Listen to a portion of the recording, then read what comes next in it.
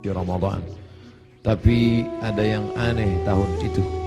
Tahun itu dia i'tikaf selama 20 hari 20 malam. Dia tidak keluar dari Masjid Nabawi.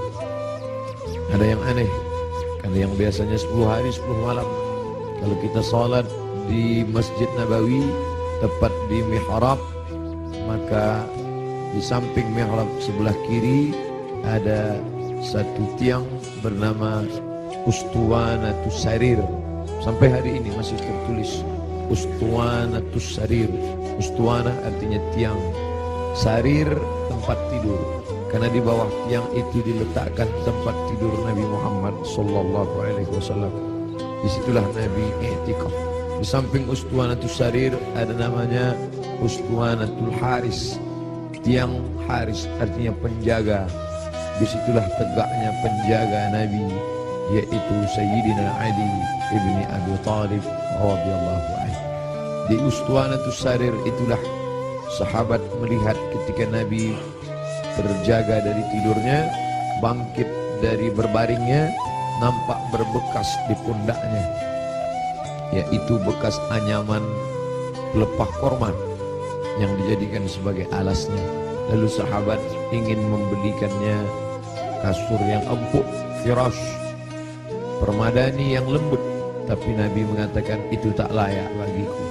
Biarlah aku berada di atas anyaman pelepah korma ini saja, berbekas di pundak kulit yang lembut.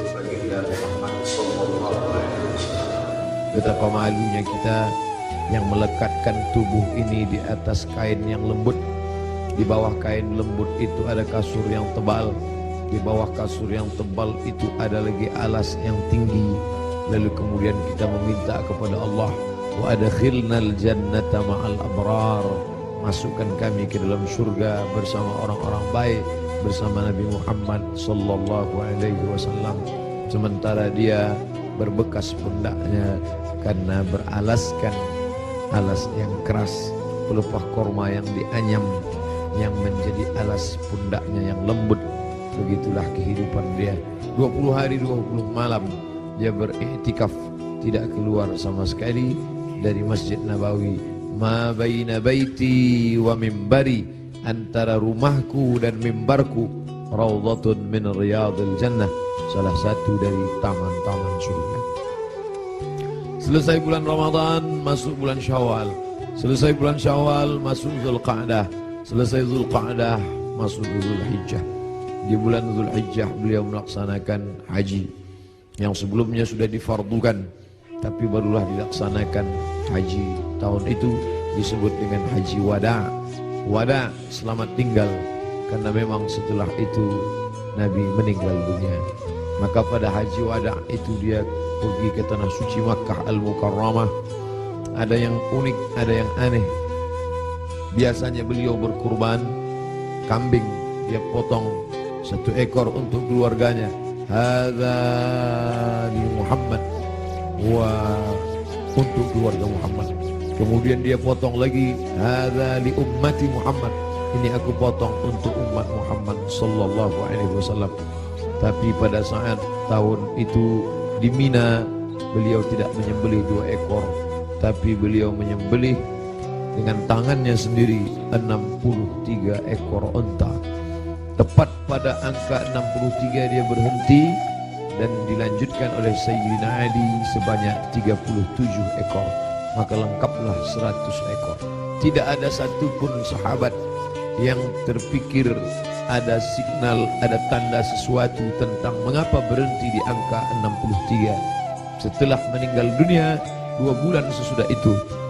Karena saat itu bulan Zulhijjah, Muharram, Safar, Rabiul Awal, 2 bulan lebih setelah itu barulah semuanya paham mengapa berhenti pada angka 63.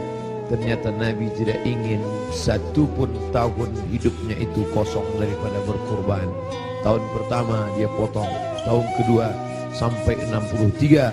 Lalu kemudian setelah itu barulah dilanjutkan pemotongan onta itu oleh Sayyidina Ali karramallahu wajhah radhiyallahu anhu. Apa makna di balik itu? Bahwa Nabi tidak ingin ada 1 tahun pun kosong dari kurban. Nabi ingin ada penyembelihan kurban di setiap umur, di setiap usia, di setiap waktu yang dilewati ada penyembelihan kurban. Lagi-lagi ada yang aneh, tidak seperti sebelumnya. Sebelumnya hanya 2 ekor kambing, tapi saat itu dia potong langsung 63, dilengkapkan 37 menjadi 100 ekor. Lalu kemudian sallallahu alaihi wasallam kembali ke kota Al-Madinah Al-Munawwarah, masuk bulan Muharram, masuk bulan Safar, masuk bulan Rabiul Awal. Lalu kemudian beberapa hari menjelang meninggal, Nabi berziarah ke makam Baqi yang ada di samping Masjid Nabawi sebelah kiri menghadap ke arah kiblat. Pulang dari Baqi, beliau merasakan sakit kepala yang amat sangat keras. Itu dia adukan kepada Sayyidatuna Aisyah Ummul Mukminin radhiyallahu anha. Beliau juga mengadukan bagaimana masih terasa sakit, sisa-sisa tertelan racun yang diberikan seorang perempuan Yahudi